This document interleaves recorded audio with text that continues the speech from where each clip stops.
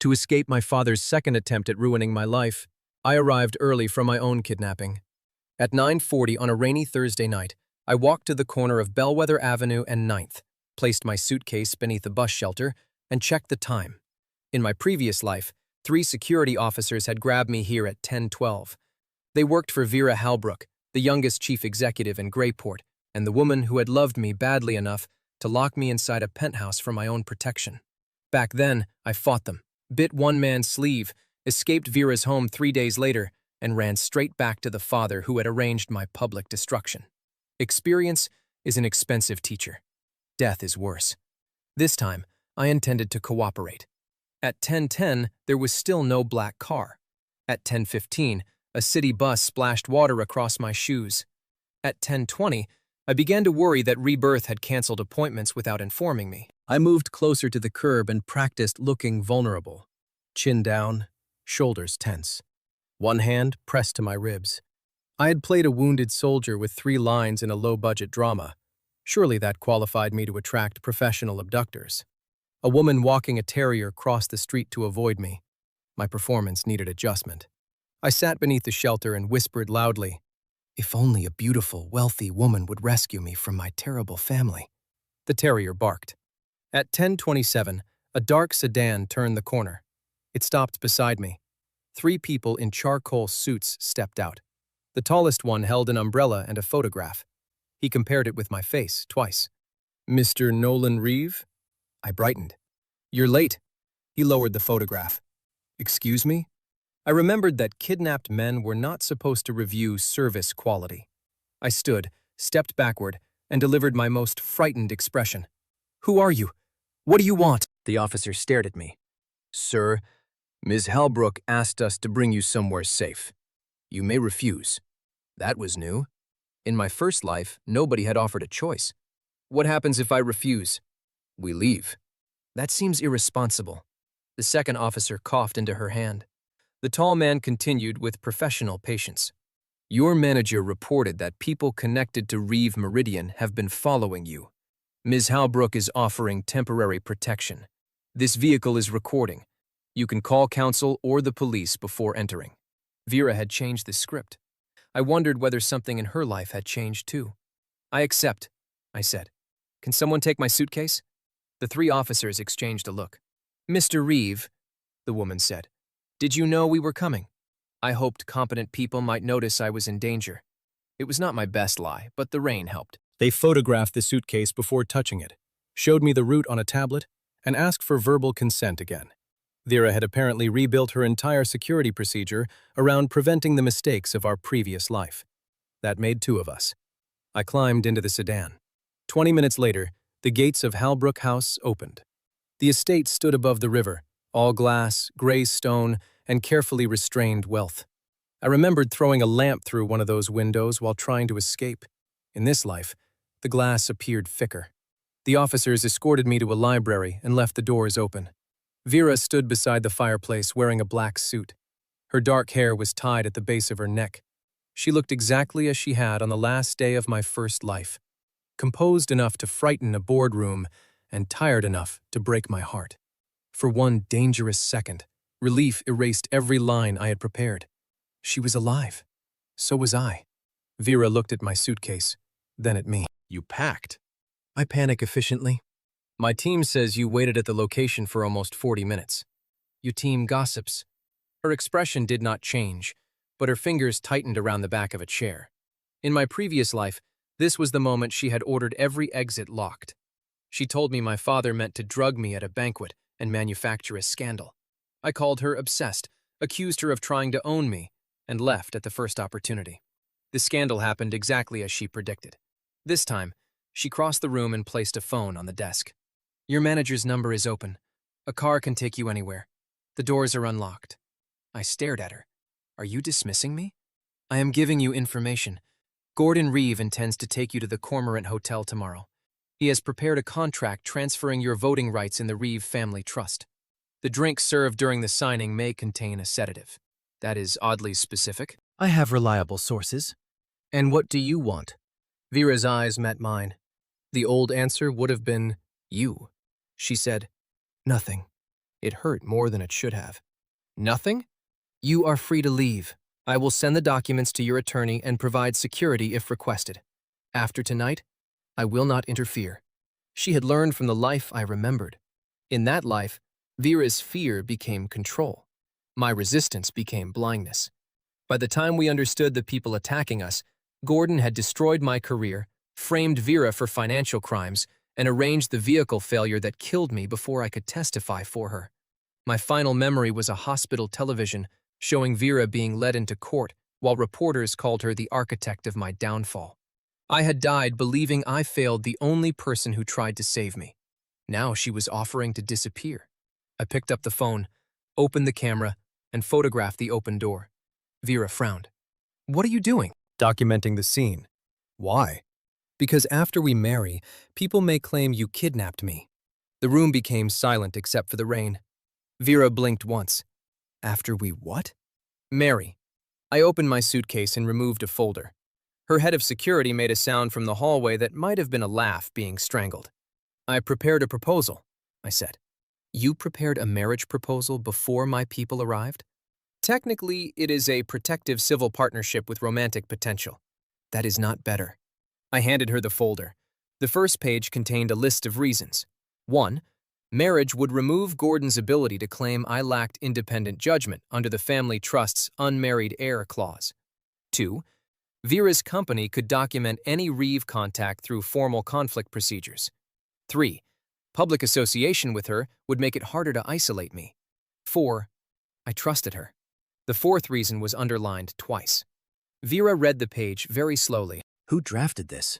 I did. It cites a trust clause that is not public. My father showed it to me during an argument. That had happened in my former life 2 months from now. Vera studied me with unnerving concentration. Why me? You sent 3 people into the rain and told them to ask permission before rescuing me. That is not a basis for marriage. It is stronger than most shareholder alliances. Nolan. Hearing my name in her voice nearly ended my performance. I stepped closer. My father is preparing to erase my career and use my trust shares. I need distance, witnesses, and legal independence. You need the Reeve board to stop targeting Halbrook acquisitions. A marriage creates leverage for both of us. And romantic potential? A strategic bonus. The corner of her mouth moved. In my old life, I had begged her to smile while she became more frightened of losing me. Now, one almost appeared because I was openly trying to use her as an escape vehicle. You are either lying, she said, or suffering from a head injury. Those conditions can coexist. Vera closed the folder. Independent attorneys review everything. Separate finances, no transfer of your trust assets to me or my companies. You keep your work, phone, documents, and freedom of movement. Either person can end the arrangement. Agreed. We do not share a bedroom for appearances. I tried not to look disappointed. Agreed. And we do not marry tomorrow. Why not? Because normal people investigate before joining their lives to someone who arrives with luggage for a kidnapping. Normal people sound slow. 3 weeks. 1. 2. And you undergo a medical evaluation. Deal. She held out her hand. I shook it. The contact sent an old memory through me. Vera gripping my fingers outside a courthouse, promising that nobody would ever separate us. Back then, the promise frightened me. Now, I had requested it in writing. Her hand tightened as if she remembered something too. Then she released me. The guest suite is prepared, she said. You may stay tonight if you sign a temporary residence acknowledgement. You prepared a room? I expected you might need one. Men's clothes? No. In my previous life, the closet had contained clothing in my exact size. Toiletries? Basic supplies. Blue toothbrush? Vera went completely still. I had guessed correctly. Most toothbrushes are blue, she said. Of course. We looked at each other across 2 lives and pretended the color meant nothing. The next morning, I woke before sunrise. For several seconds, I did not recognize the ceiling. Then I saw my suitcase beside the bed and remembered that I had successfully talked my former captor into a carefully regulated engagement. Rebirth was going well.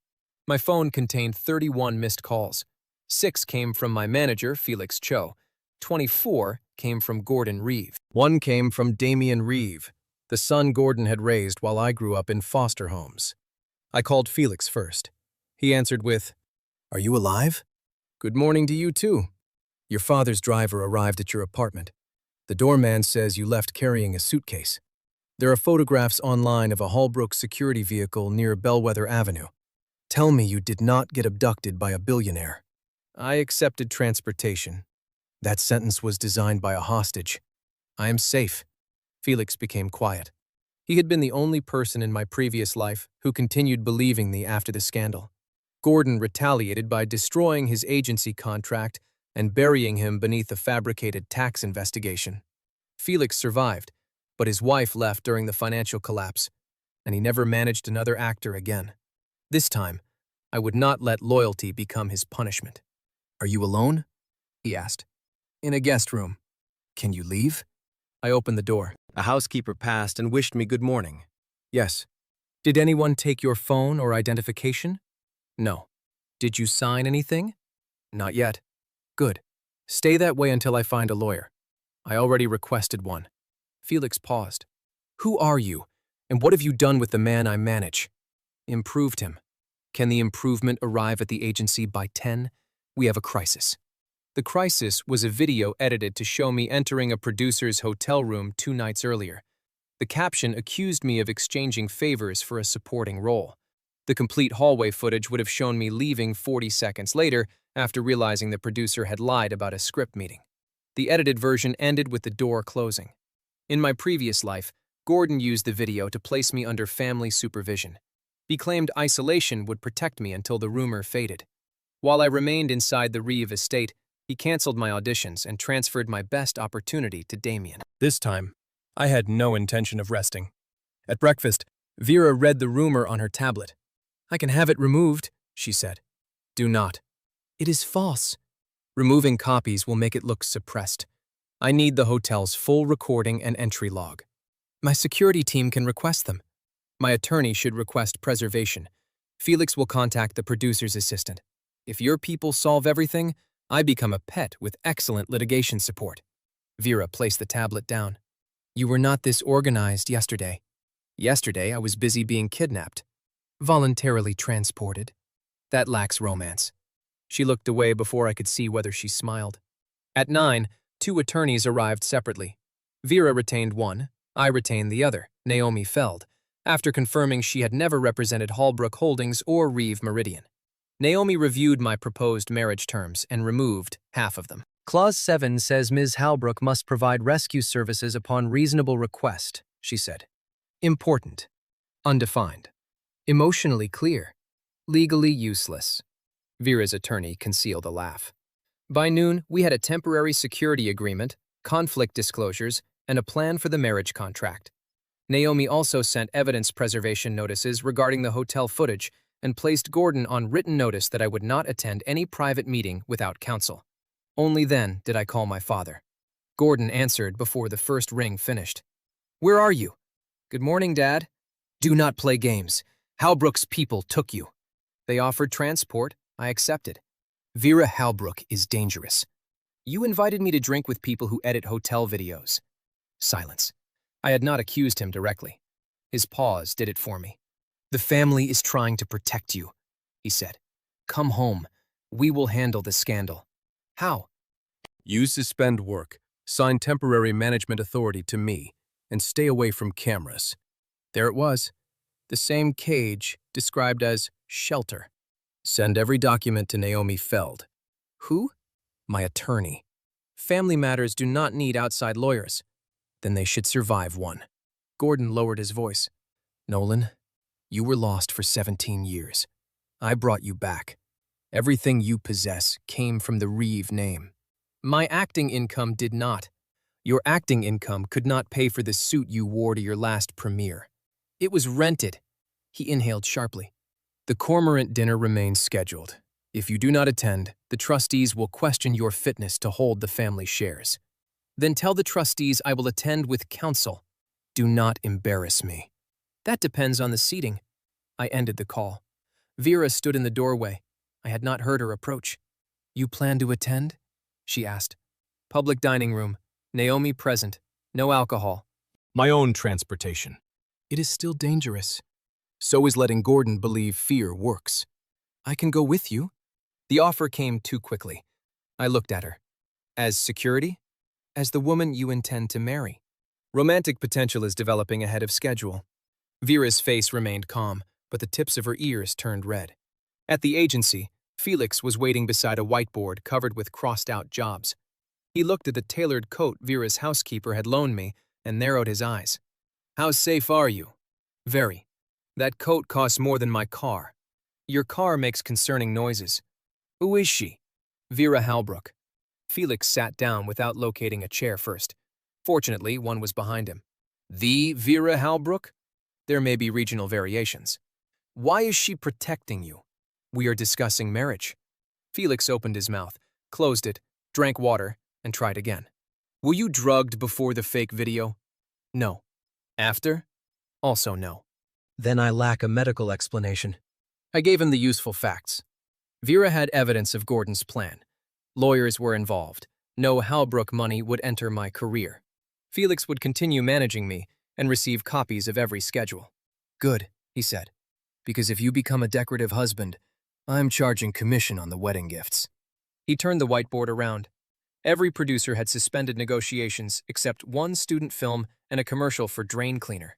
The rumor frightened them, Felix said. But North Star Pictures is holding open auditions on Monday for The Last Witness. I already knew. In my previous life, the film became the surprise success of the year. Its villain appeared in only 20 minutes, but dominated every review. The unknown actor who won the role became famous overnight. Gordon had kept me inside the estate until casting ended. I'm auditioning, I said. 5,000 people registered. Then 4,999 will receive useful experience. Felix stared at me. The billionaire kidnapped your humility. It was poorly defended. He handed me the available sides. The audition scene had changed. In my memory, the villain confronted his brother inside a railway station. The new pages showed a quiet interrogation in a hospital chapel. The dialogue, emotional rhythm, and final reveal were different. Future knowledge had already become unreliable. For the first time since waking in my younger body, I felt genuine fear. I could predict Gordon's opening moves. I knew Vera's loyalty. I remembered which film eventually succeeded. I did not know whether I was still good enough to earn a place in it. Felix tapped the script. You wanted a real chance, he said. There it is. I read the first line again. Then I stopped relying on my previous life and began to work. For the next 3 days, I lived inside 6 pages. The villain in The Last Witness was a celebrated surgeon suspected of killing his younger brother. In the audition scene, a detective questioned him inside the hospital chapel while a memorial service continued beyond the doors. The obvious performance was cold arrogance. 500 actors would choose it. The scene's real center was a line placed near the bottom of page 4. You keep asking why I hated him. You should ask why he trusted me. The surgeon was not afraid of being exposed as a murderer. He was terrified that his brother's final act of trust might reveal he had tried to save him. I rehearsed at the agency until Felix threw a cushion at my head. You are performing your interpretation, he said. Try performing the person. That sounds like something printed on a theater school wall. And yet you are still talking instead of acting. I took the pages home. Home had become a complicated word. My apartment remained mine, but Halbrook House provided security while Gordon's surveillance continued. Vera gave me a key card that opened the guest floor, library, kitchen, and exterior doors. It did not open her office. Healthy boundaries, she said. Cruel suspense, I replied. That evening, she found me rehearsing in the library. You keep moving before the detective asks the difficult question, she observed. Are you directing now? I sit through negotiations for a living. People move early when they have prepared a lie. He is not lying. Then why are you? I lowered the pages. Vera sat in the chair opposite me. Try it without deciding what I should think. She read the detective's lines badly. Not ordinary bad, meticulously bad. Every question had the same flat rhythm. Are you doing this deliberately? I asked. You are auditioning. Your scene partner may be terrible. It was excellent preparation. On our 4th attempt, I stopped trying to make the surgeon mysterious. I imagined someone offering me the last piece of evidence that Vera had trusted me in our former life. Gratitude, shame, and grief arrived together. When I spoke the crucial line, Vera forgot to read her response. Her eyes had filled with tears. "Was that convincing?" I asked softly. She looked down at the script. "Adequate. Your face disagrees." "My face is not under contract." "Not yet." She stood and left before I could see the color rise in her cheeks. On Friday, Naomi received the full hotel footage. It showed the producer's assistant telling me the meeting had moved upstairs, me entering, and me leaving 40 seconds later. A second camera captured the producer arguing with a Reeve Meridian public relations consultant 10 minutes before I arrived. The consultant was Gordon's employee. Naomi sent the footage to the platform hosting the edited clip and demanded preservation of the uploader's account data. Felix prepared a short statement. "We did not release the entire video immediately. The producer's assistant agreed to confirm the false meeting request on record, but she needed protection from retaliation. Naomi arranged her representation separately. Gordon called twice. I did not answer. Damien sent a message.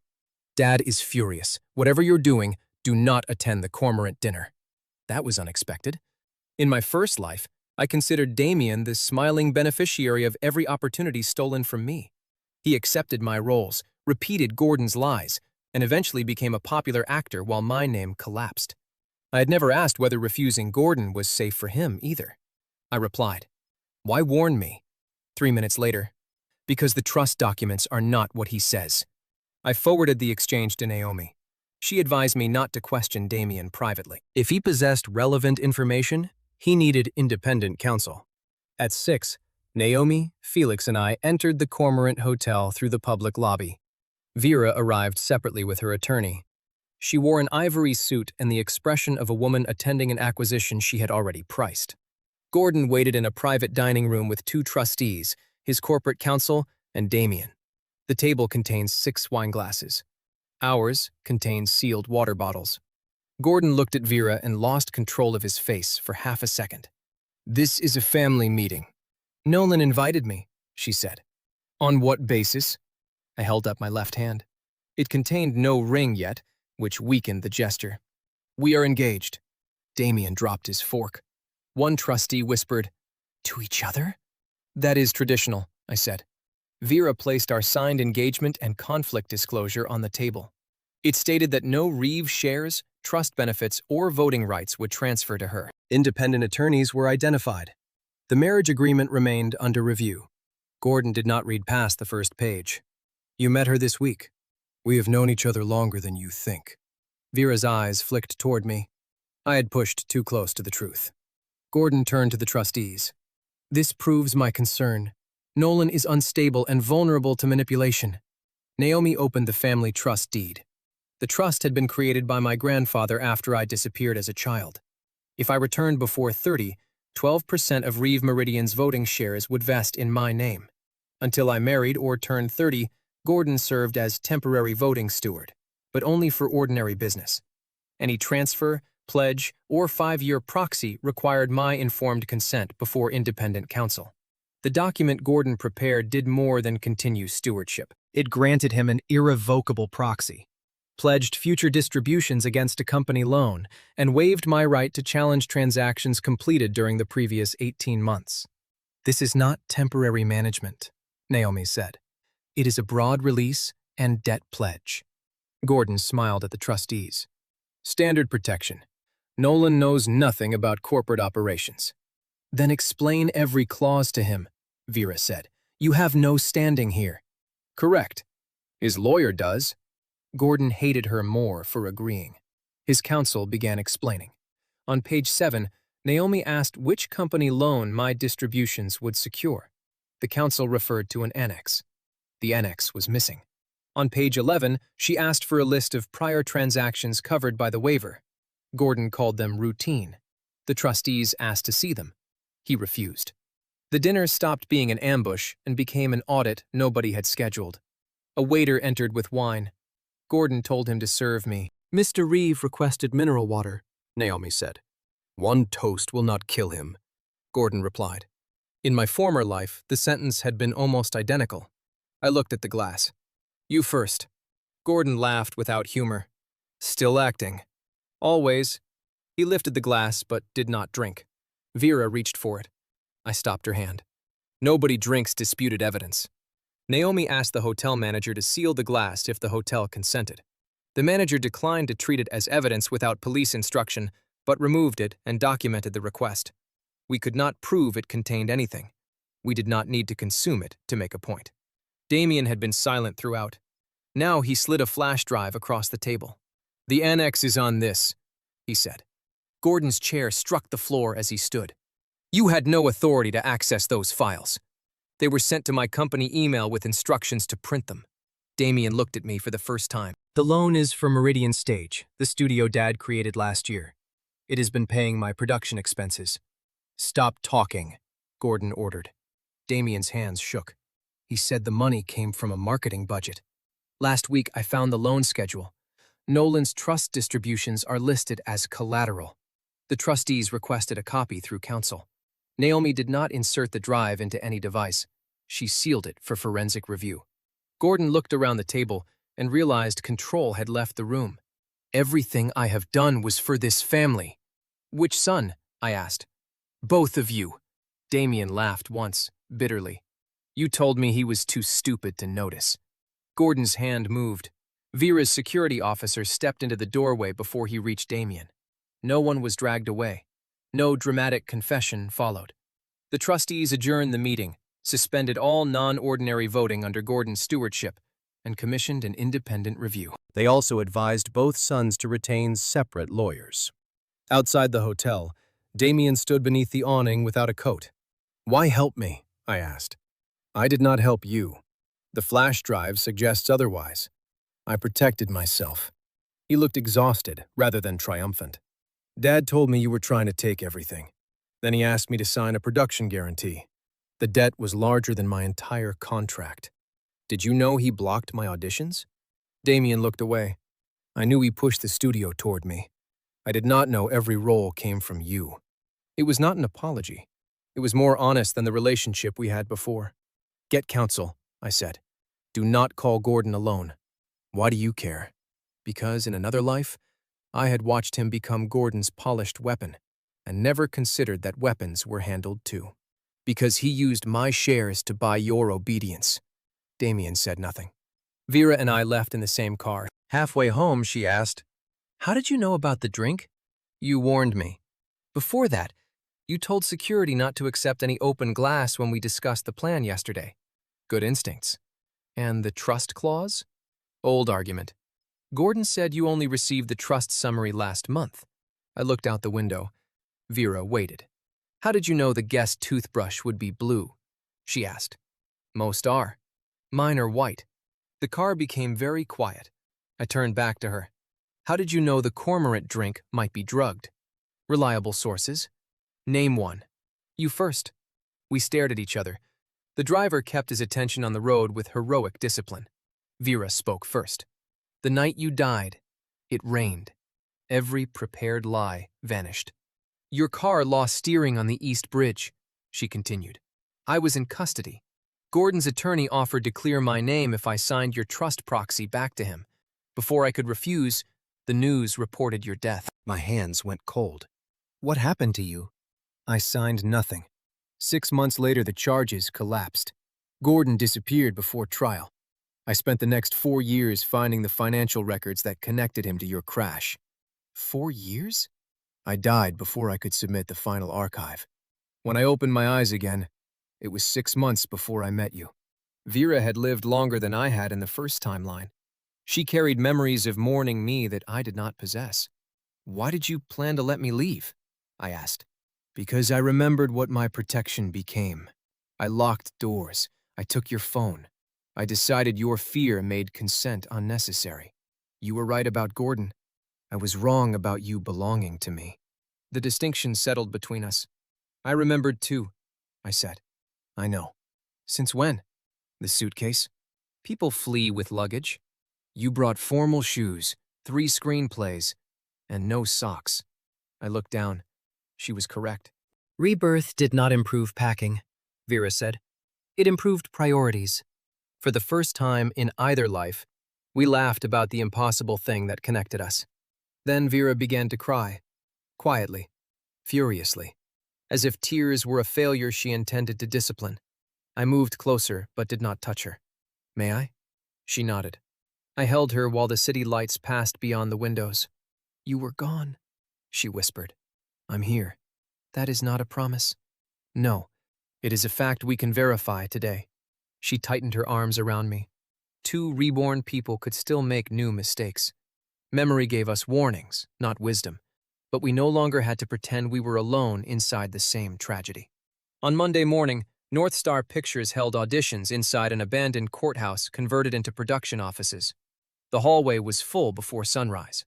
Actors rehearsed beneath fluorescent lights, each trying to appear as if the other 4,000 people did not exist. Felix handed me a number. 318. That is manageable. It is the morning group. Damien stood near the registration desk. Of course Gordon had obtained him an audition. He saw me and approached. "Dad's studio withdrew its guarantee," he said. "North Star kept my appointment because I had already registered." "Good. You are not angry? At you for auditioning?" "No. If I get the role? Then I will complain privately and congratulate you publicly." He almost smiled. We entered separate waiting rooms. Director Irene Sato sat behind the audition table with a casting director, a producer, and the screenwriter. No one asked about my father, Vera, or the rumor. They asked for my scene. The actor reading opposite me delivered the detective's questions even worse than Vera had. I nearly smiled. Then I became the surgeon. I did not pace. I did not lower my voice to manufacture a menace. I sat with my hands open and answered as if the truth were too ordinary to be believed. At the crucial line, I looked toward the chapel doors. "You keep asking why I hated him," I said. "You should ask why he trusted me." The reader continued. "Why did he?" I allowed the smallest break in my breathing. "Because he knew I would lie well enough to let him die with hope." The written line ended at hope. I added nothing. Silence did the rest. Irene Sato leaned forward. "Again," she said. "This time, he did kill his brother." That was not in the pages. I adjusted no external expression. I repeated the scene while imagining the surgeon had administered a fatal dose at his brother's request. The same words became a confession disguised as loyalty. "Again," Irene said. "This time, he is innocent and wants the detective to believe he is guilty." We performed it a third time. When I finished, the producer asked whether I had received private coaching on the revised scene. "Vera Halbrook read opposite me," I said. Felix made a strangled noise near the door. Irene raised an eyebrow. "Is she trained?" "Aggressively not." The screenwriter laughed. They thanked me and called the next number. In the hallway, Felix grabbed my shoulders. "Why did you name Vera?" They asked. "Actors lie." I saved that for important moments. Damien's audition lasted 9 minutes. Mine had lasted 23. Neither fact guaranteed anything. That night, the platform removed the edited hotel video and suspended the uploader. Naomi released a split screen showing the missing 40 seconds and the Reeve consultant directing me upstairs. Public opinion did not transform instantly. Some accounts called the full footage fabricated. Others decided Vera had purchased the hotel. But producers no longer had a reasonable basis to treat the rumor as uncontested. Most importantly, the producer's assistant kept her job after North Star's union representative publicly supported her. On Wednesday, Felix received the callback. I had reached the final 12. Damien had not. I expected relief. Instead, I remembered how many times my success had once required his exclusion, and how many times his success had required mine. Gordon designed scarcity as a family language. I sent Damien one message. "You were good enough to enter without him. Keep doing that." He did not respond. An hour later, Felix discovered a file on my laptop named borrowed_name_final_9. What is this? Private. It is a screenplay. Private screenplay. Final 9 suggests 8 previous emergencies. I had begun writing borrowed name during my former life. It followed 2 brothers raised on opposite sides of a wealthy family. Each taught that the other had stolen his future. I never finished it before dying. Since rebirth, I had rewritten the ending 3 times. "It is not ready," I said. Felix read the first page. "Nothing is ready. That is why deadlines were invented."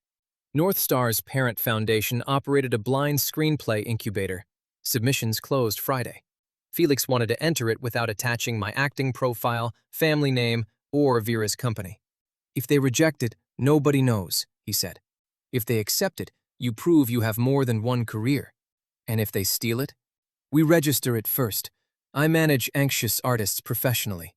He gave me 48 hours. I spent them cutting speeches, repairing the second act, and deleting every line that existed only to explain how clever the protagonist was. At 11:56 on Friday night, Felix submitted borrowed name under an anonymous identification number. Then I closed the laptop and went downstairs. Vera was waiting in the library with 2 marriage contracts, 4 pens, and the blue toothbrush sealed inside an evidence bag as a joke. "Medical evaluation complete," she said. "Conflict review complete. Mandatory waiting period satisfied tomorrow. Are you proposing?" "I am confirming informed consent." Less romantic than mine. More enforceable. We read every page again. The agreement protected both companies, my trust rights, future creative income, and individual debts. Neither spouse gained voting authority over the other's assets. Security required consent except during immediate danger. No private surveillance. No career decisions made through spouses' employees. Either of us could request separate residence without treating it as betrayal. At the end, Vera added one handwritten provision. No person may use memories of a previous life as evidence that the other has already agreed. I initialed it. Necessary? For us, yes. The following morning, we married in his civil office with Naomi, Vera's attorney, Felix, and her security chief as witnesses. No reporters attended. Gordon received notice after the registration became official. Vera wore a dark green dress. I wore the formal shoes from my suitcase and socks Felix purchased on the way. When the clerk asked whether I entered the marriage freely, Vera held her breath. "Yes," I said. When the clerk asked her, she looked directly at me. "Yes." We signed. Outside, Felix took one photograph. "Do you want a romantic pose?" he asked.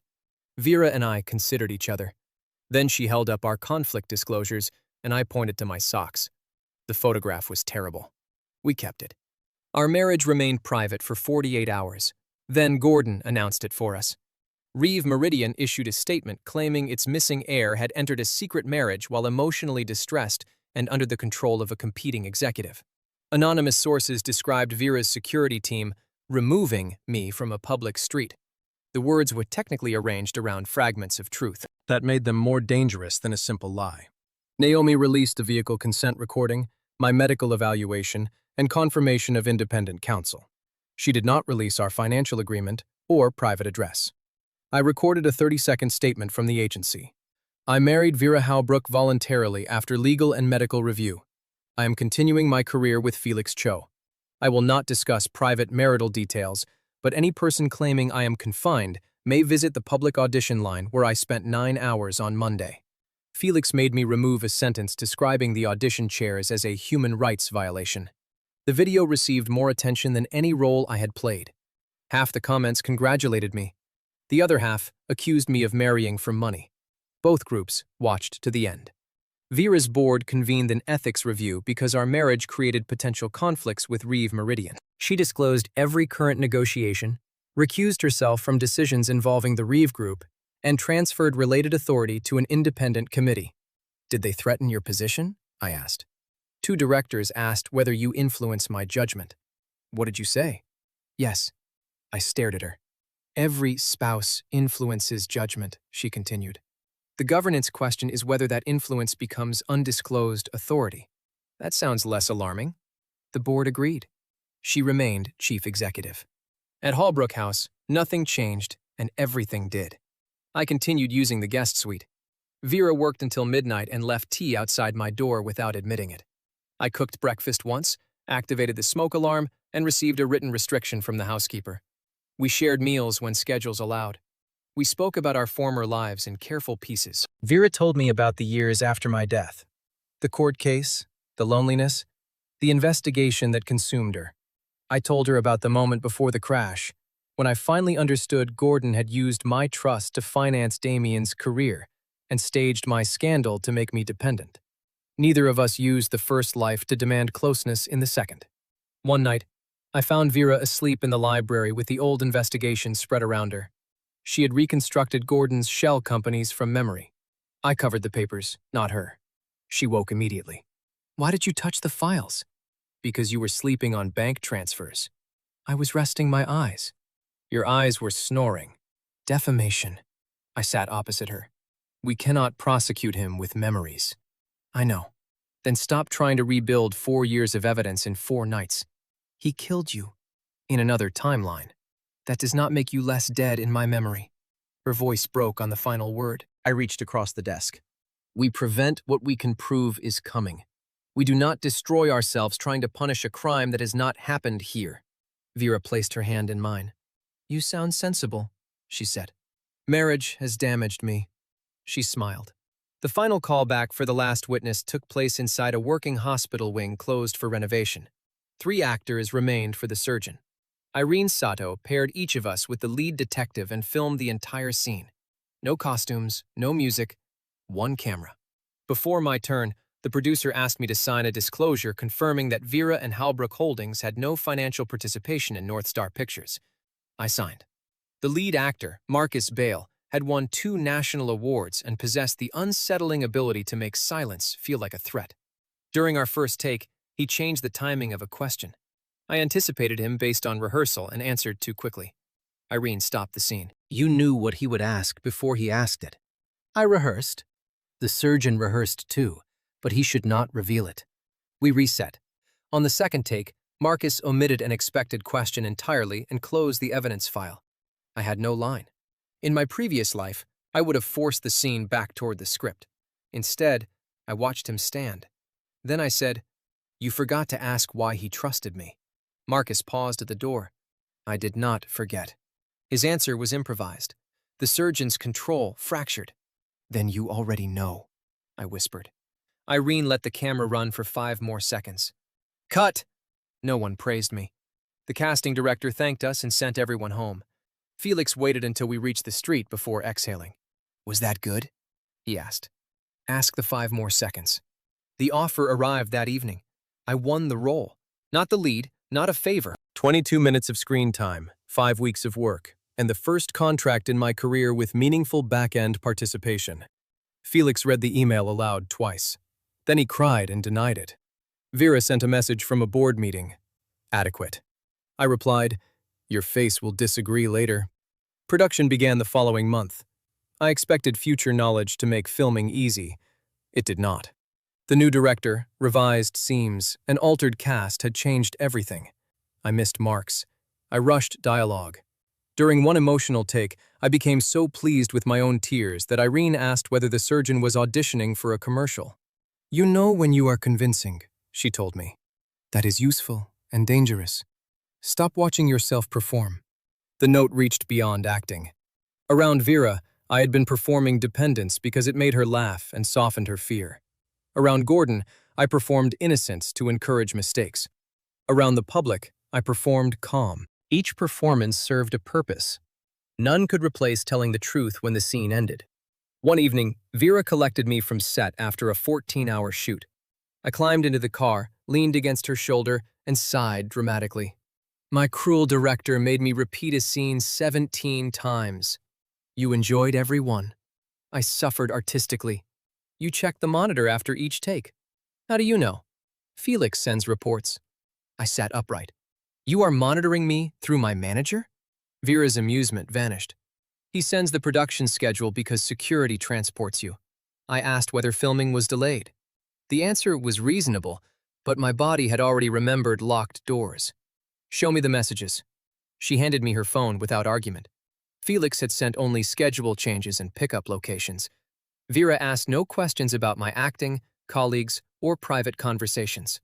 I returned the phone. I'm sorry. Do not apologize for checking a boundary. I accused you. In our first life, I earned the suspicion.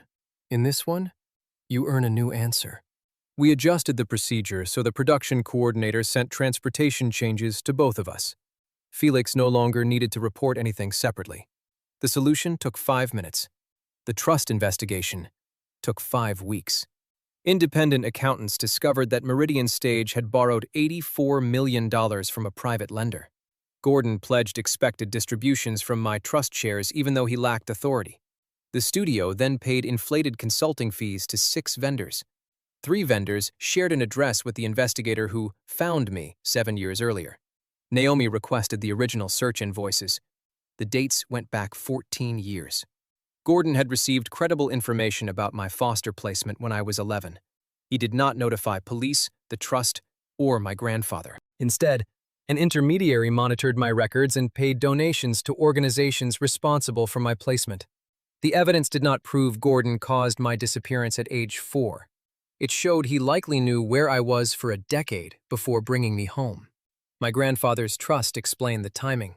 If I remained legally missing when I turned 25, my 12% block would transfer to an education foundation. Gordon's temporary stewardship would end. He brought me back 6 months before the deadline, presented himself as the father who never stopped searching, and kept voting control because I was unmarried and knew nothing about the company. I read the report inside Naomi's office. The words blurred. For years, I had believed my father found me late. He had found me early and chosen delay. Can we prove he personally authorized monitoring? I asked. Invoices were approved by his chief of staff, Naomi said. Several payments originated from a discretionary account he controlled. We need witness testimony and original communications before stating intent. What about the foster organizations? A child welfare investigator has been notified. Donations alone are not proof of interference. We cannot assume every caregiver knew. Again, the law refused the dramatic conclusion my anger wanted. Again, that refusal protected the truth. Damien attended the next trustee meeting with counsel. He disclosed that Gordon had controlled his contracts since he was 16, routed income through Meridian Stage, and told him Nolan's trust legally belonged to the family. Did you sign false invoices? A trustee asked. I signed production approvals I did not read, Damien said. I believed the services existed. Did you receive benefits? Yes. His attorney did not allow him to claim ignorance erased responsibility. Damien agreed to an independent review of his earnings and repayment of any funds shown to be improperly transferred. The trustees suspended Gordon as voting steward. Because I was now married, the trust terms allowed direct control to vest after competency confirmation and a 30-day review. I passed the review. I did not transfer the votes to Vera. I appointed an independent fiduciary for 6 months while I learned the company. Gordon called the decision betrayal. Those shares carry our name, he said during a recorded conference with attorneys present. They carry mine. You know nothing about the business. That is why I appointed someone who does. Halbrook taught you this. An attorney did. You would choose strangers over your father? Strangers disclose their fees. He ended the conference. 2 days later, a tabloid published photographs of Vera and me entering the civil office. The article called me a purchased husband and quoted an anonymous Reeve relative claiming I traded family shares for film financing. North Star immediately confirmed it received no Halbrook investment. The screenplay incubator issued a separate statement because online investigators discovered I had submitted a script. My anonymous identifier had been leaked. Borrowed Name was one of 8 semi-finalists. The leak contaminated blind review. The foundation could either disqualify the script or restart evaluation with a new panel that knew every writer's identity. Gordon had found a way to make any success look purchased. Felix slammed his office door hard enough to shake the glass. We should withdraw. Why? If it wins, they say Vera bought it. If it loses, they say you needed Vera and still failed. Both stories exist whether we withdraw or not. Then what do we do? Ask the foundation to publish its conflict procedure and keep the script in. The new panel included writers, union representatives, and an international reader with no relationship to Halbrook or Reeve companies. Scores and written reasoning would be released after selection. I accepted those conditions. Vera did not read Borrowed Name. I want to, she said, after judging ends. I am your wife. You are also the alleged purchaser of my talent. An inefficient purchase. I have not received one private performance. You received 17 rehearsals in the library. The detective had all the lines. I promised her the first copy after the incubator decision.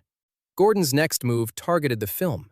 A complaint to the Performers Union alleged I had concealed a controlling financial interest in North Star through Vera.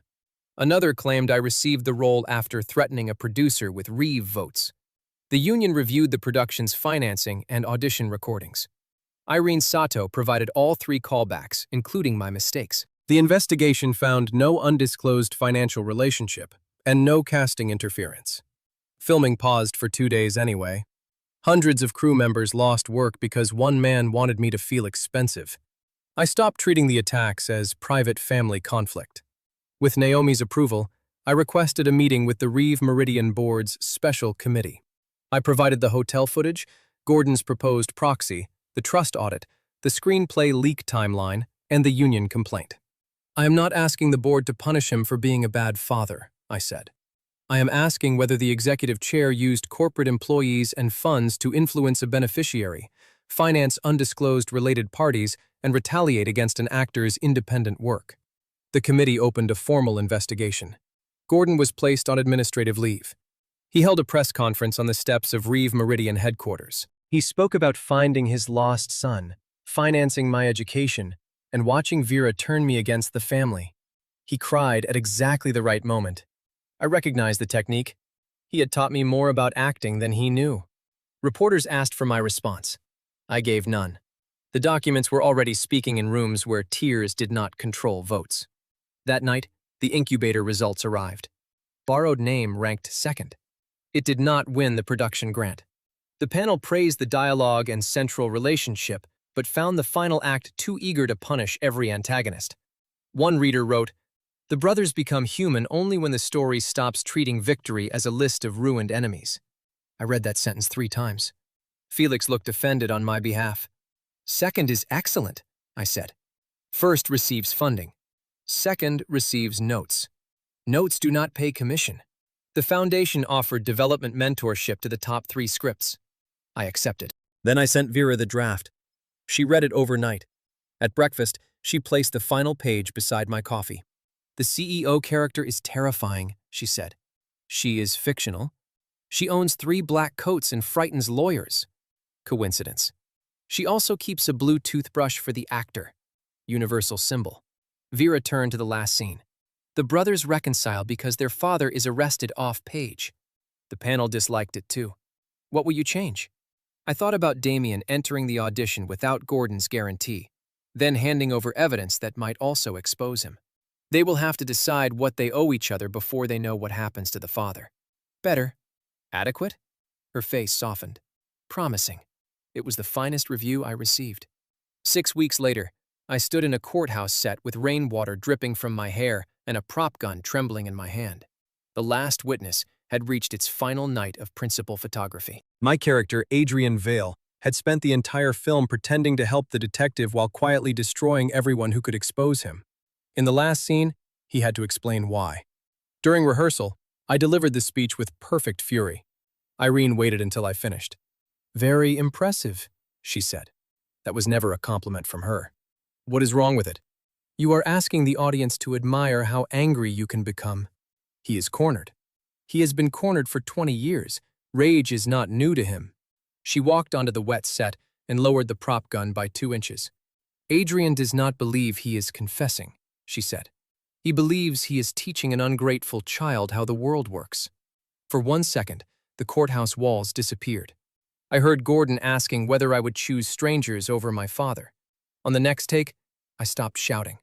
I spoke gently to the detective. I explained every betrayal as if it were a favor no one had been intelligent enough to appreciate. When the detective called Adrian a criminal, I did not flinch. I looked disappointed in him. Irene let the silence remain after my final line. "Cut!" No one moved. Then she nodded once. "Print it!" The crew applauded because it was my last scene. Felix appeared with a grocery store cake that said, "Congratulations, Nolan." "They misspelled your name," Vera observed. She had come only after the production invited spouses to the wrap. She stood behind the monitors in a plain gray coat, accompanied by one security officer who remained outside the soundstage.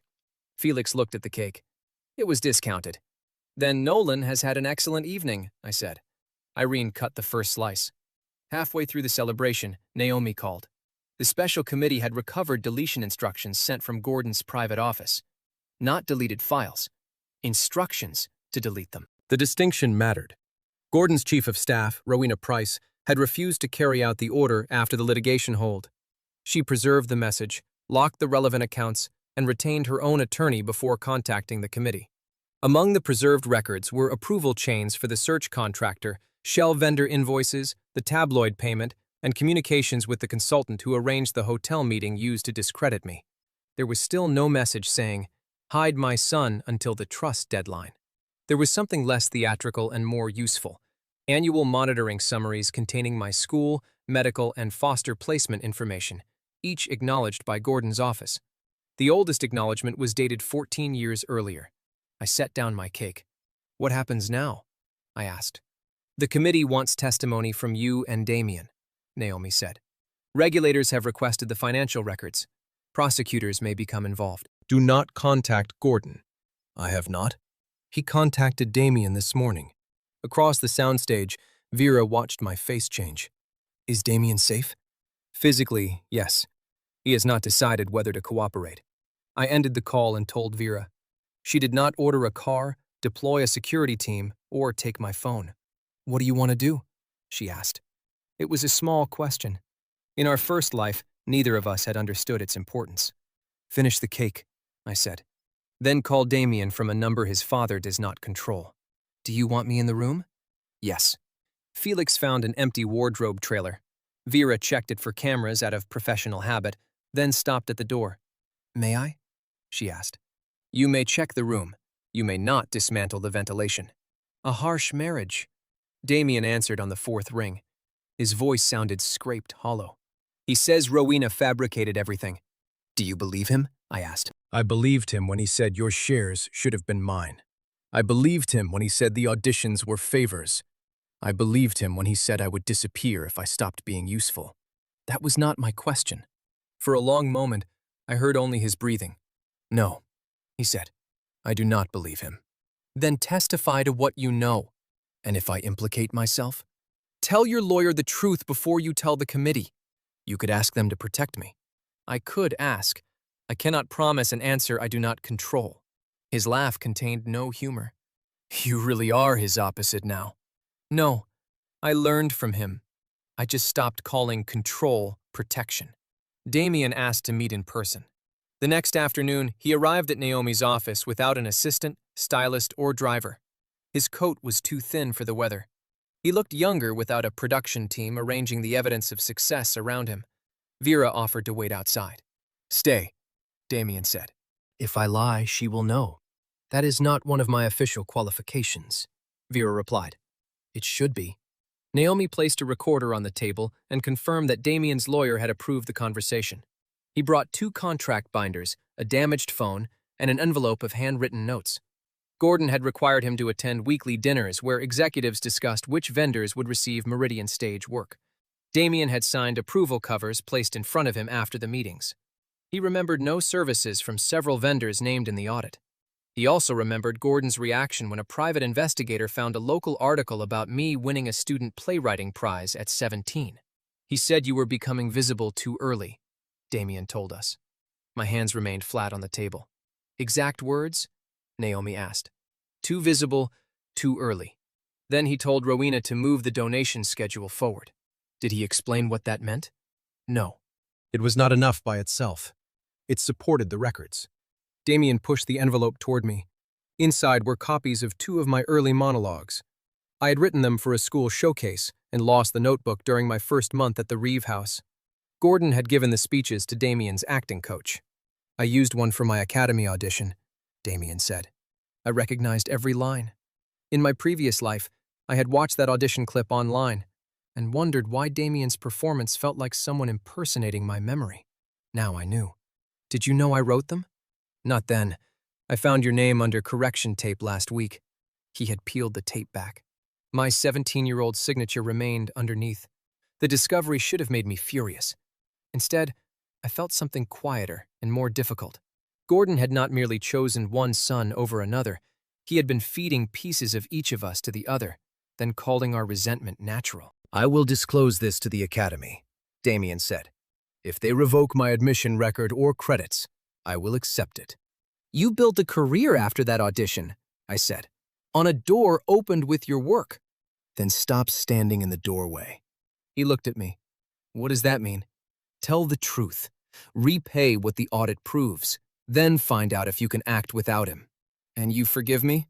I did not say that. Will you? I do not know. Damien nodded slowly.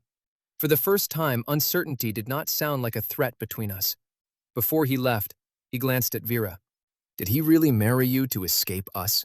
Initially, she said. That is humiliating. For whom? Damien considered the question. Probably all of us. That evening, I revised the brothers' scene in borrowed name. They did not embrace. They sat at opposite ends of a rehearsal stage and returned the lines they had stolen from one another.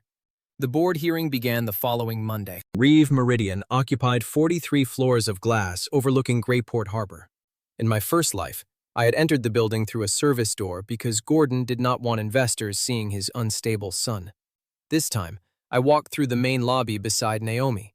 Vera did not come. She had offered. I asked her not to. The decision had to belong visibly and legally to me.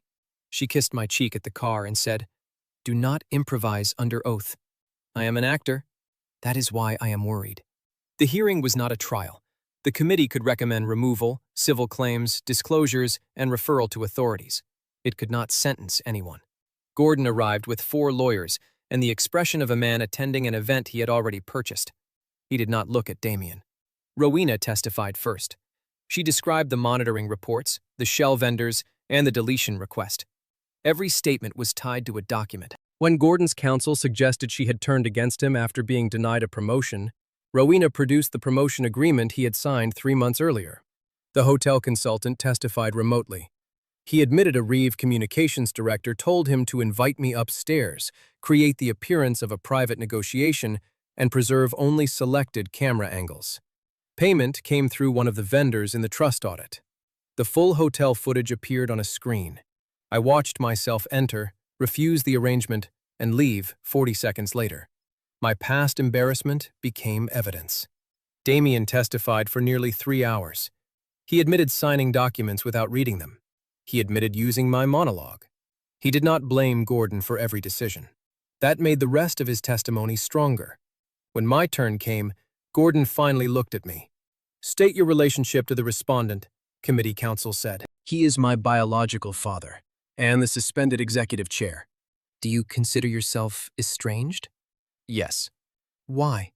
I explained the proxy, the threats to my career, the record showing years of concealed knowledge, and his attempts to interfere after my marriage. Gordon's lead attorney approached carefully. "Mr. Reeve, is it true that your wife controls a competing business empire? She is chief executive of Halbrook Holdings. And shortly after marrying her, you obtained direct authority over a valuable voting block, under the trust terms written before I met her. Did Ms. Halbrook advise you to remove your father? No. Did she provide lawyers? She offered names. I selected and retained Naomi Feld independently. Did your wife finance your film? No. Your screenplay? No. Your current residence? The prenuptial agreement treats housing during the marriage as shared support, with no claim against my trust. The committee has the agreement." The attorney paused. Our absurdly detailed contract had become unexpectedly entertaining. "You anticipated these questions." "My wife employs frightening lawyers." One committee member covered a smile. Gordon did not. His attorney changed direction. "Your father spent substantial money searching for you. His company paid substantial money to people who reported my location to him. You cannot prove he understood every report. That is for the committee to determine. You want him destroyed." The room became still. In borrowed name, the younger brother answered that accusation with a speech about revenge. I had deleted it. "I want him unable to use a public company as a family weapon," I said. "What happens beyond that should follow the evidence, not my appetite." Gordon leaned toward his microphone. "May I speak to my son?" The committee chair warned him to answer only through counsel. He ignored her. "Nolan, everything I did kept the Reeve name alive. Your grandfather would have handed control to people who knew nothing about sacrifice. I protected what would eventually be yours. You hid me from him. I watched you. You were safe." It was the first time he admitted even that much aloud. His attorney reached for his sleeve. Gordon pulled away. "You had ordinary schools, Ordinary parents, ordinary little plays. You were not ready. When you were ready, I brought you home." The recording light on every microphone remained red. "And Damien?" I asked. "He was trained for the responsibilities you abandoned." Damien sat behind his lawyer. "I was 4, I said. Gordon's face tightened. "Do not perform innocence from me." The sentence landed so cleanly that no one needed to explain it. The committee chair ended the session. Outside the boardroom, Damien gripped the railing beside the elevators. "He said I was trained," he whispered. "You were. Like a dog. Like a replacement part." He looked at me with wet, furious eyes. "Which is worse? Neither is a childhood." The elevator arrived. We stepped inside together. The committee issued its findings 12 days later. It concluded that Gordon authorized undisclosed related party payments, misused corporate staff to influence trust control, concealed material conflicts, retaliated against a beneficiary, and attempted destruction of records after a preservation order. The board removed him as executive chair. It also referred the financial evidence to securities regulators and the district prosecutor. Civil claims sought repayment from Gordon and the vendors.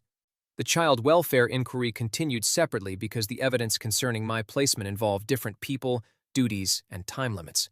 No judge announced a dramatic sentence that afternoon. No police officer appeared at the boardroom with handcuffs timed for applause. Gordon simply walked out of the building he had treated as an extension of his body and discovered that his security card no longer opened the private elevator. I saw the moment through the lobby glass. He tried the card twice. Then a guard directed him toward the public exit. It was a smaller image than revenge stories promised. It felt more final. My 12% voting block became effective the next day. Reporters expected me to demand the chairmanship or sell to Halbrook.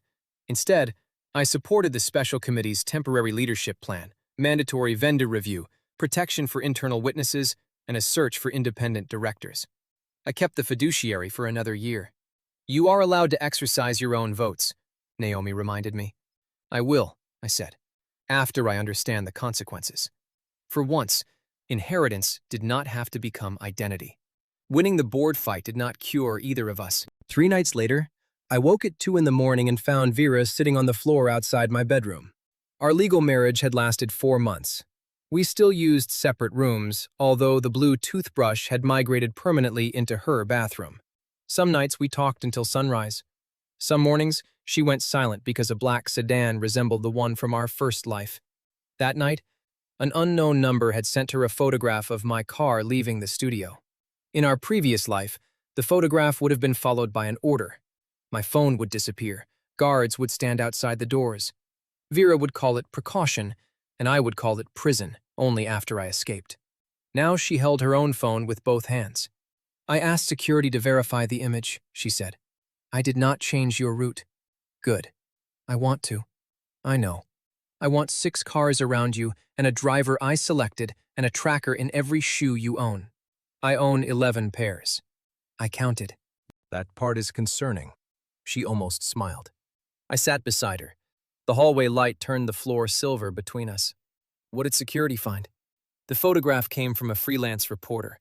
He offered it to 3 tabloids, no direct threat. Then tomorrow I will speak with the production security coordinator. You may attend if you do not overrule me." "And tonight?" "Tonight you may be afraid without making me smaller." Vera closed her eyes. "In the first life, I thought fear proved love. Fear proves fear. What proves love?" I considered every clever answer and discarded them. "Practice," I said. She leaned her head against my shoulder. We stayed on the floor until the sky lightened. The Last Witness premiered in autumn. By then, Gordon had been charged with securities fraud, obstruction, and conspiracy related to the vendor scheme. He pleaded not guilty. His attorneys delayed the first hearing twice. The child welfare investigation established that one placement administrator had accepted Reeve-linked donations while providing unauthorized updates about me. It did not find that my foster parents knew. Gordon's civil attorneys continued to dispute why the information had been concealed. The truth arrived in pieces, each labeled more carefully than memory. I learned to live without demanding that every piece become a weapon. At the premiere, Felix wore a tuxedo borrowed from Marcus Bale and spent the entire red carpet terrified of breathing near it. "If anything stains this jacket, "I owe more than my car," he whispered. "You do not own a car." "Exactly."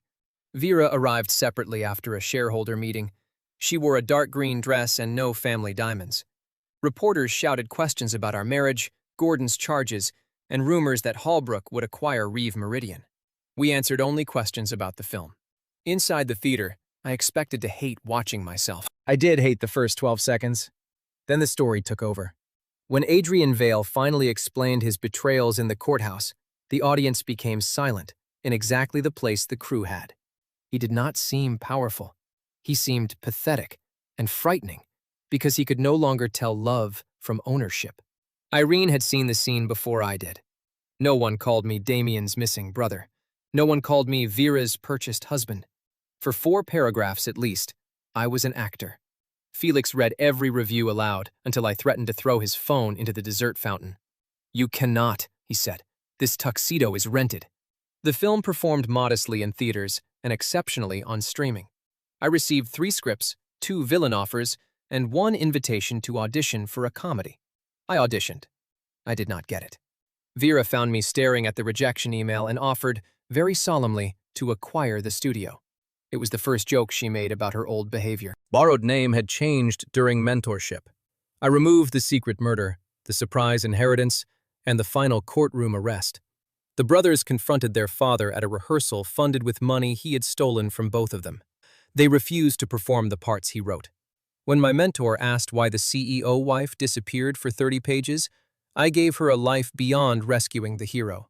Vera approved of her labor negotiation and objected to her shoes. The revised screenplay returned to the incubator showcase 5 months later. Producers read it with my name attached and every conflict disclosed. An independent studio called Lantern House optioned it. The offer was not enormous. That helped me trust it. I negotiated credit, revision rights, and protection against marketing the film with my private life. Vera did not attend. "Do you want to play the younger brother?" the producer asked. "No." "Why not?" "Because I wrote him to be understood, not admired. I am still too interested in winning his arguments." I accepted a small role as the brother's exhausted stage manager. Damien auditioned for the older brother. He told me only after sending the tape. His career had contracted after he disclosed the false monologue and financial benefits. Advertisers dropped him, and he entered a restitution agreement. For the first time, no one could promise him a role. Lantern House sent his tape to me because of the conflict. I refused to watch it until after the casting director made a recommendation. Damien ranked 3rd. He did not receive the part. He called me that evening. "Was I terrible?" "I did not score you." "You watched it afterward." "Yes." "Was I terrible?" "You were trying to prove you deserved forgiveness in every scene." He went quiet. "That sounds terrible." "It was occasionally effective." "You really are a writer now." "That sentence means nothing." I sent him Irene's contact information with her permission. She agreed to recommend a coach, not a job. 2 months later, Damien earned a supporting role in a small touring play. He stayed for the entire run. Vera and I attended the final performance without telling him. He saw us only during the curtain call. His bow faltered. Then he finished it. Backstage, he handed me an envelope containing the first installment from the monologue restitution agreement. "I do not need this personally," I said. "I need to pay it." We directed the money to a legal fund for young performers whose contracts were controlled by relatives. That was not forgiveness. It was something useful we could do, before forgiveness knew whether it would arrive. Gordon's case ended 14 months after the board hearing. He accepted a plea agreement after Rowena's preserved messages were authenticated and 2 vendors agreed to testify. He admitted directing false invoices and attempting to destroy records. The court imposed prison time, financial penalties, restitution, and a permanent bar from serving as an officer or director of a public company. I attended sentencing. Damien sat across the aisle. Gordon spoke about decades of work and a family that had misunderstood his sacrifices. He never used the word apology. When the judge asked whether I wished to speak, I stood. I did not describe my previous life. No court could sentence a man for a future that no longer occurred. I described the real years he took, the school plays he monitored from a distance, the choices he postponed until they became leverage, the careers he made Damien and me mistake for love. I do not know whether my father wanted sons, I said. I know he wanted successors. We became people when we stopped auditioning for the position. Gordon looked at me then. For a moment, I saw the expression that used to return me to obedience, disappointment. It no longer had a role for me. Outside the courthouse, Damien asked whether I felt satisfied. No, neither do I. Maybe that is not what consequences are for. We walked to different cars. Neither of us looked back. That winter, Vera lost an important board vote. Halbrook directors rejected an acquisition she had spent 8 months preparing. In our first life, she would have fired 3 advisors and remained at the office until the numbers surrendered. This time, she arrived home at 7 carrying noodles. They were wrong, she announced. Naturally. My presentation may also have been unbearable. Impossible. One director used that exact word. We ate on the kitchen counter while she explained where she had stopped listening to objections. I told her about a production note I hated. Neither of us solved the other's problem. Near midnight, she took out the original marriage proposal I had signed at her house. The papers still listed separate bedrooms, independent attorneys, disclosure duties, exit rights, and an expiration review after 18 months. That date was 3 weeks away. "Do you want to leave?" she asked. Her voice was steady. Her fingers were not. I read the clause again. Our marriage had begun as an emergency exit from Gordon. It had worked. The danger that justified it was gone. Staying because the contract existed would turn protection into another cage. "I want the agreement to expire," I said. Vera's hand went still. "I understand." I did not finish. That is a cruel habit. I placed a second folder on the counter. Inside was a new agreement. It kept the financial protections, privacy rules, and independent counsel. It removed the language describing our marriage as temporary protective housing. The last page contained no corporate clause, only a reservation for the small rooftop garden above the civil office where we had married. "I want to ask again," I said. "Without my father at the door, without your guards in the street, without a trust deadline." Vera stared at the reservation. Ask what? For a brilliant woman, she could be remarkably difficult when frightened. I moved around the counter and held out my hand. "Vera Halbrook, will you marry me when neither of us needs the other as an escape?" She looked at my hand but did not take it. "You are not required to answer tonight," I said. "Stop being legally considerate for 1 minute." Then she pulled me toward her and kissed me. The noodles fell onto the new agreement. Naomi later charged us to replace page 6. We held the ceremony in spring. There were 23 guests, no press, and no merger announcement. Irene came with Marcus. Felix wore his own tuxedo, purchased after the last witness paid his commission. Naomi attended without billing us, although she refused to confirm that in writing. Damien stood in the second row. Vera's vows were 4 sentences long. She promised to tell me when fear spoke in her voice, to ask before protecting me, to keep a life that did not depend on controlling mine, and to choose me again whenever choice remained possible. Mine were 5 sentences because I was a writer and lacked discipline. I promised not to use escape as a substitute for honesty, not to punish her for a past she was changing, to protect my own work without making solitude a virtue, to tell the truth before circumstances forced it, and to come home willingly. When the officiant asked for the rings, Felix checked both pockets and turned white. Vera's security chief produced them from a sealed pouch. "Contingency planning," she whispered. "Permitted," I whispered back. Borrowed Name began filming that summer. In the final scene, the brothers returned each other's pages, switched off their father's spotlight, and walked through separate doors into the same morning. There was no arrest montage. No surprise empire waited outside. The stage manager, played by me, entered after they left, saw the mess of paper, and complained that emotionally healed people never cleaned up after themselves. It received the biggest laugh at the first screening. The film earned back its budget and won a small festival prize for its ensemble. My next screenplay failed. My next audition succeeded. Vera won some votes and lost others. She learned to enter rooms without making everyone brace for impact. I learned that independence was not the same as refusing help. Damien and I did not become inseparable. We had dinner once a month and called ordinary conversation progress. Reeve Meridian sold its compromised production division and hired a chair whose last name belonged to no founder. 2 years after I arrived early for my own kidnapping, Vera and I drove past Bellwether Avenue. The brick building had become a bakery. A delivery van occupied the place where her guards once waited. "Do you remember what you said in the car?" she asked. "I said I consented to a conversation, not imprisonment." Before that, I remembered. I had climbed into the vehicle with luggage and told a stunned billionaire that she was late. "Technically, you were late," I said. "You arrived 40 minutes early." I had already lived through the scene once. So had I. At the next light, she reached across the console and opened her hand. She did not close it around mine. She waited. I placed my hand in hers. In my first life, I thought rebirth meant receiving the correct answers before everyone else. It did not. The future changed the moment we did. Knowledge became incomplete. Plans failed. Old fear survived new evidence. Love offered no immunity from consequences and no permission to own another person. Rebirth gave us only one advantage. When the same choice returned wearing a different face, we recognized it.